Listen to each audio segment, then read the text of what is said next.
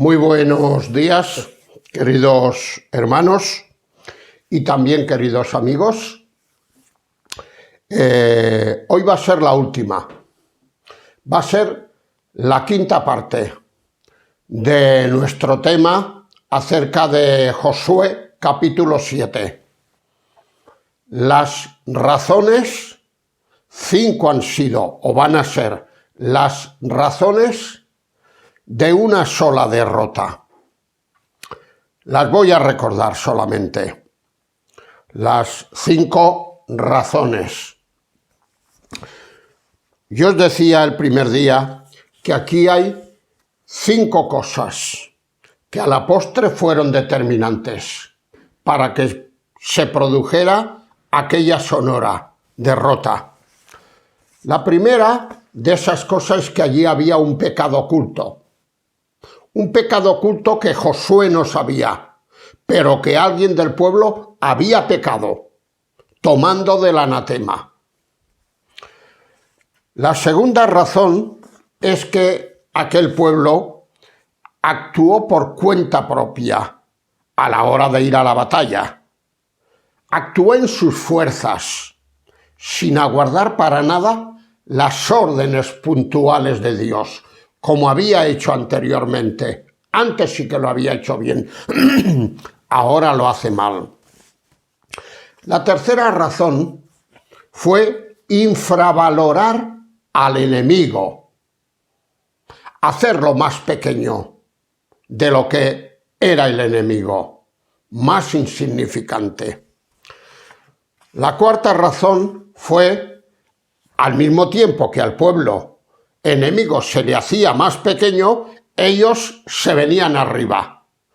Ellos habían sobreestimado su valía personal, es decir, habían pecado de prepotencia espiritual. Y quedábamos aquí, a las puertas de nuestra última razón. En quinto lugar, finalmente no tomaron en serio la palabra de Dios. ¡Ay! ¡Cuántos disgustos trae al pueblo de Dios no tomar en serio lo que Dios nos dice en su palabra! ¿Cuántos males evitaríamos, queridos hermanos, si nos tomáramos más en serio las advertencias que nos hace la palabra? Vamos a verlo esto. Capítulo 6 y versículo 18. Aquí es en la batalla anterior, cuando asaltan y toman Jericó. Dios les dice: pero vosotros guardaos del anatema, ni toquéis ni toméis alguna cosa del anatema, no sea que hagáis anatema el campamento de Israel y lo turbéis, y yo tenga que entrar en juicio con vosotros. Por favor, hacedlo así. Y ellos lo hicieron así. Pero ahora leemos en el capítulo 7, nuestro capítulo, versículo primero, lo siguiente leemos: pero los hijos de Israel cometieron una prevaricación en cuanto al anatema, porque Acán, hijo de Carmi, hijo de Zabdi, hijo de Zera, de la tribu de Judá, tomó del anatema. ¿Y qué ocurrió? Pues según la advertencia que Dios ya les había hecho, la ira de Jehová se encendió contra los hijos de Israel. Guardaos, les había dicho Dios, no toquéis, por favor, no toquéis, no toméis nada. Ya tenéis bastante con lo que yo os doy, no toméis nada por vuestra cuenta. Aplicación para nosotros, queridos hermanos, acerca de la importancia de atender la palabra de Dios en nuestra vida. Qué importante es esto. Me viene ahora a la memoria lo que el Señor le tuvo que decir a Saúl, cuando también desobedeció más o menos por cosas parecidas. Y encima va y le dice: oh Señor, pero si yo esto lo había hecho para entregártelo a ti, lo había hecho en tu nombre. Y el Señor le dice: calla ya, por favor. ¿Qué te parece que se complace el Señor tanto en que me hagas sacrificios o lo que sea, o en que me obedezcas. Dios se complace más en el obedecer que y en prestar atención, que en que me vengas a mí con sacrificios y con historias. Unas consecuencias, porque claro, todo esto trajo sus consecuencias. Por causa de un solo hombre, era Acán el único que lo hizo, y de un solo pecado, era el pecado de la codicia, aquí queda paralizada la marcha de todo un pueblo.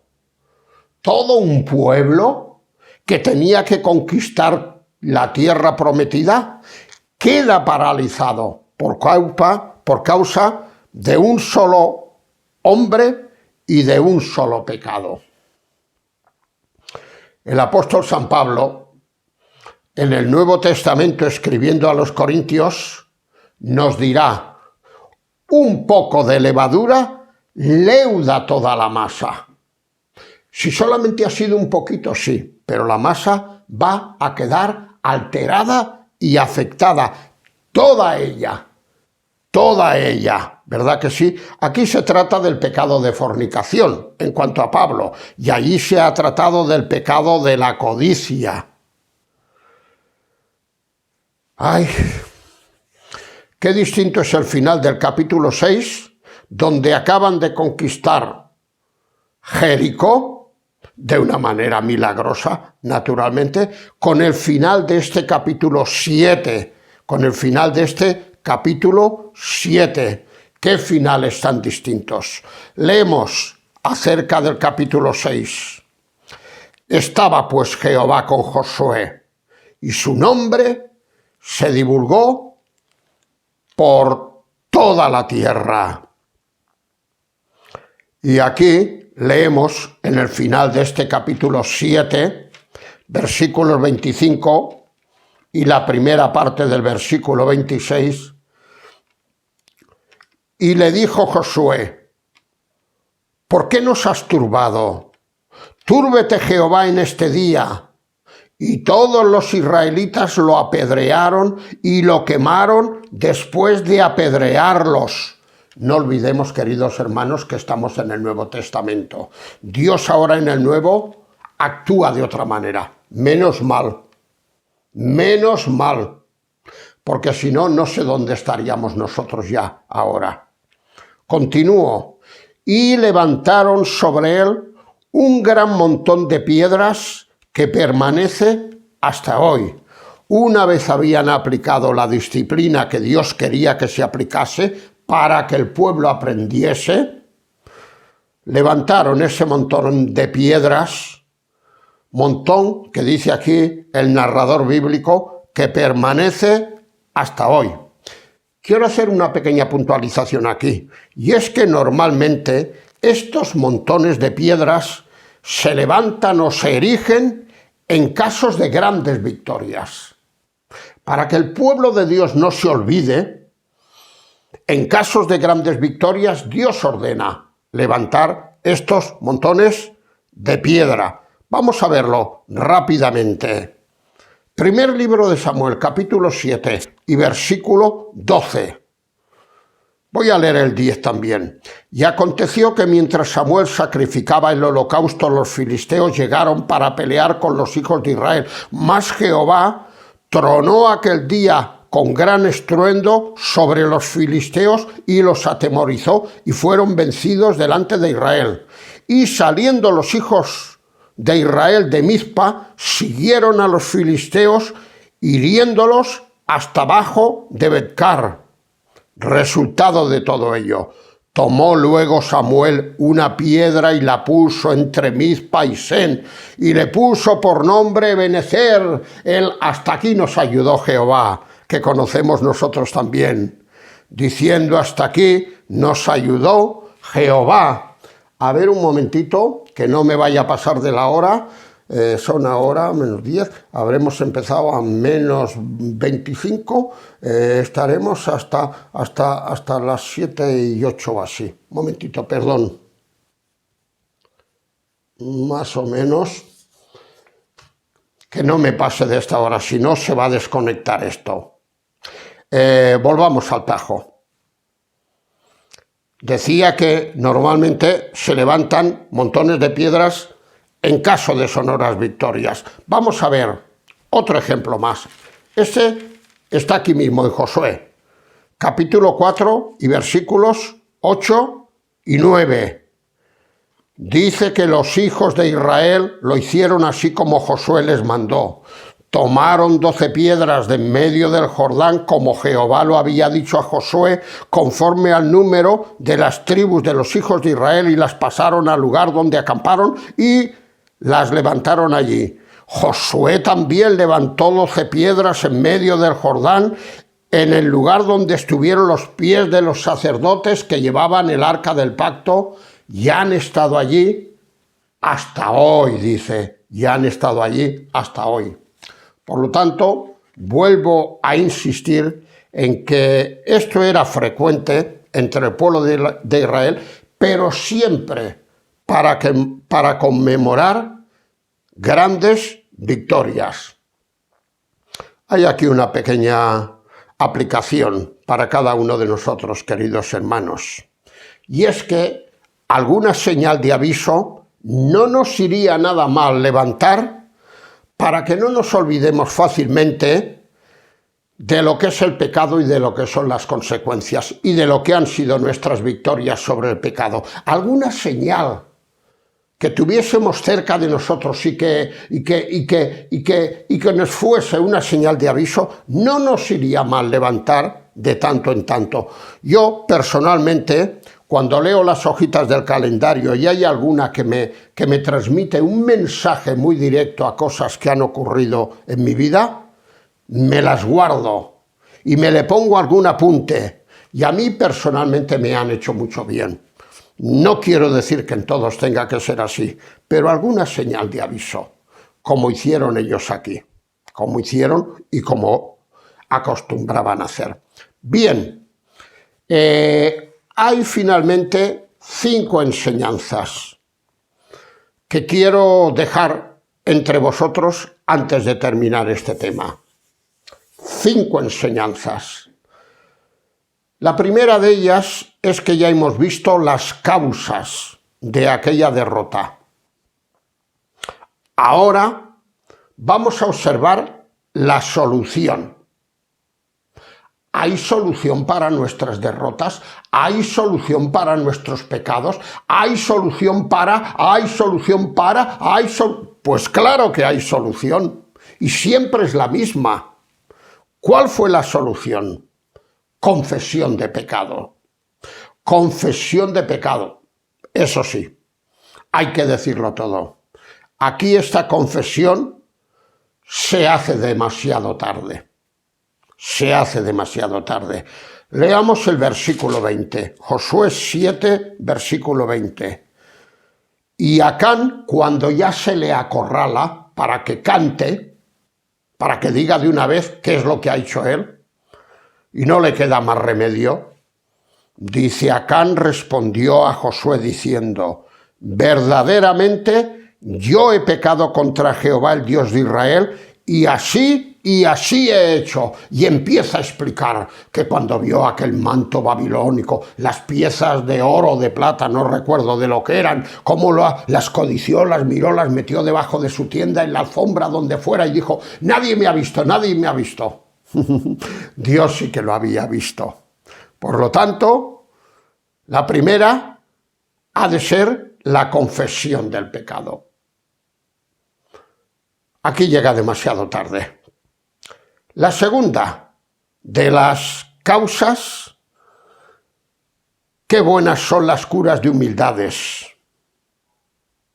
pero qué malo es que estas curas de humildades se produzcan al elevado precio de un desfallecimiento espiritual.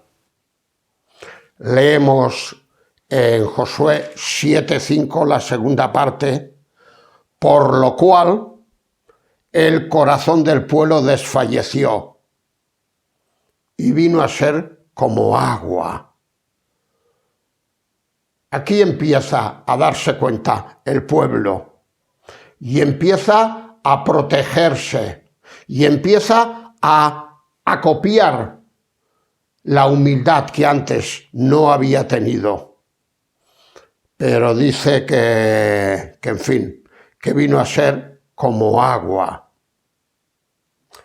Hay aquí un efecto dominó, porque el que ha pecado es uno, pero luego esto se va como la pólvora, se va extendiendo y al final pues queda afectado todo el pueblo. El efecto dominó, que se le llama, el efecto del contagio. ¿Quién iba a decirnos a nosotros que aquel Dios que les había garantizado la promesa que vamos a ver, tan pronto se iba a retirar de ellos? ¿Pero quién nos lo hubiera dicho? Mirad cómo empieza el libro de Josué, capítulo 1, versículos 2, 3 y 5. Dice Dios a Josué: mi siervo Moisés ha muerto. Ahora pues levántate y pasa este Jordán, tú y todo este pueblo, a la tierra que yo les doy a los hijos de Israel. Es que os la voy a entregar yo. Versículo 3. Yo os he entregado, como lo había dicho a Moisés, todo lugar que pisare la planta de vuestro pie. Versículo 5. Nadie te podrá hacer frente en todos los días de tu vida. Como estuve con Moisés, estaré contigo. No te dejaré ni te desampararé. ¡Oh, qué promesas! Y luego en el capítulo 7 y versículo 7 y 8 leemos: y Josué le dice al Señor: ah, Señor Jehová, ¿por qué hiciste pasar a este pueblo el Jordán para entregarlos en las manos de los amorreos, para que nos destruyan? Ojalá nos hubiésemos quedado al otro lado del Jordán. Ay, Señor, ¿qué diré, ya que Israel ha vuelto la espalda delante de sus enemigos? Sí. A veces argumentamos a creyentes que dicen que Dios ya no está con ellos, de que Dios ya no marcha a su lado, y decimos: si Dios no anda a tu lado, piensa en quién es el que se ha apartado, ¿él de ti o tú de él? Piénsalo un poquitín, por favor. ¿Verdad que sí? Dios les había prometido lo que hemos visto, pero sobre la base de la obediencia que aquí ellos habían hecho saltar por los aires. Tercera enseñanza: Dios no puede andar en medio de su pueblo cuando dentro del mismo mora el pecado. No puede andar. Leemos: y Jehová dijo a Josué: levántate, ¿por qué te postras así sobre tu rostro? Israel ha pecado y aún han quebrantado mi pacto que yo les mandé, y también han tomado del anatema y hasta han hurtado, han mentido y aún lo han guardado entre sus enseres. Por esto, esta es la razón. Por esto los hijos de Israel no podrán hacer frente a sus enemigos, sino que delante de sus enemigos volverán la espalda, por cuanto han venido a ser anatema. Ni estaré más con vosotros, si no destruyereis el anatema de medio de vosotros. Dios lo deja muy claro. Dios lo deja muy claro. Lo que hay que hacer es atender lo que Dios nos dice. Una cuarta enseñanza que vemos en este capítulo: el principio de toda solución siempre es el mismo, no ha variado. Reacción y separación. Un poquitín me viene ahora a la memoria como ocurrió en los tiempos de Ageo. Dios les reprende, les da las razones de su miseria, tanto espiritual como económica. Y cuando el pueblo oye la denuncia que Dios hace, reacciona en todos sus colectivos. El colectivo religioso, el colectivo civil y el resto del pueblo. Y entonces Dios cambia ya. Y los bendice como quería verlos bendecidos desde el principio. Aquí ocurre lo mismo y siempre ha ocurrido lo mismo. Reacción y separación. Dice en el versículo 13, santifica a este pueblo. Levántate, santifica al pueblo y di santificaos para mañana. Reacción y separación de aquello que nos ha llevado a la ruina. Claro, si yo tengo una tendencia determinada, un pecado, una costumbre, lo que queráis, y hago mucha confesión y mucho no sé qué más, pero luego al otro día estoy en lo mismo, pues no hemos ganado nada. Ha de haber un propósito de separación, pero no solo propósito, hay que llevarlo adelante. Y luego ya, la quinta y última, cuando esa reacción y esa separación se da, Dios, por su parte, el cual recordemos que nunca muda, Dios por su parte siempre responde igual. Leemos aquí, y Jehová se volvió del ardor de su ira, 7:26. Y luego en el 8:1 leemos, Jehová dijo a Josué, no temas ni desmayes, yo he entregado en tu mano al rey de Ai y a su pueblo, vuelve otra vez al ataque y verás cómo las cosas han cambiado. Digo, se han cambiado, faltaría más. Dios nunca muda. Como hay un himno que lo dice, no recuerdo cuál es, dice Dios nunca muda. Él siempre sigue siendo el mismo, queridos hermanos. ¿Sabéis ya para terminar cuál es nuestra gran ventaja como hijos de Dios? Pues lo dirá el apóstol San Juan en su primera carta, capítulo 1 y versículo 9. Él dirá, si confesamos nuestros pecados, Dios es fiel y justo para perdonar nuestros pecados y limpiarnos de toda maldad. Por lo tanto, hemos de confesarlos, pero hemos de confesarlos con propósito de enmienda, como hizo David allí en el Salmo 51 cuando confiesa el doble pecado que había cometido, pero con propósito de enmienda. Porque, como acabo de decir, si lo confesamos y pensamos mañana lo volveré a hacer, poco vamos a avanzar. Bien, queridos hermanos, que Dios nos bendiga mucho. Ya hemos terminado este capítulo y hemos visto ya las 5 partes en las que yo he dividido mi tema. Que Dios nos bendiga mucho. Hasta la próxima.